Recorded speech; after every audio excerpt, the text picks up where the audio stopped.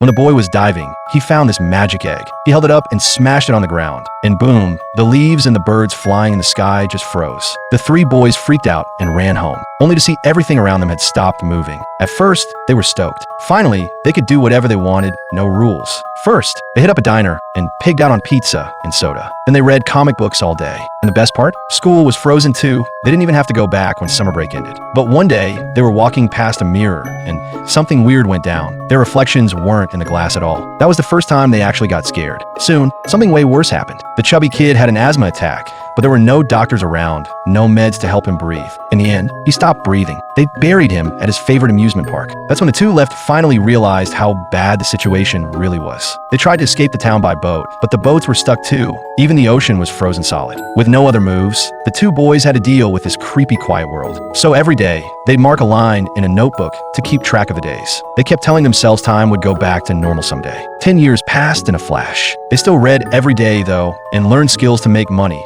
for when things got back to normal. One day, the boy counted the days and saw he was going to turn 20 soon. They convinced themselves that once they were adults, time would unfreeze. So they went to the mall, bought new clothes, and got ready for their normal new life. But when they woke up on their birthday, nothing had changed. Finally, one of the boys lost it. He couldn't take the silence anymore. He yelled, let all his anger out, until he collapsed from being so tired. When he opened his eyes again, he noticed the moon looked different. He got so excited, he turned to tell his friend, and the guy was gone. The boy wandered alone in that frozen world, looking everywhere for his friend, but he never found him. In the end, the boy gave up too. He couldn't stand being lonely anymore, so he jumped into the ocean to end it all. As his body sank slow, he saw his friend, who'd been dead forever, at the bottom of the sea. Right then, a fish suddenly started swimming. When he woke up again, time was back to normal. Birds were flying, the ocean was moving, but this normal world felt so weird, like he didn't belong. In the end, he huddled alone on a random street corner, like a guy who'd been locked up for 20 years.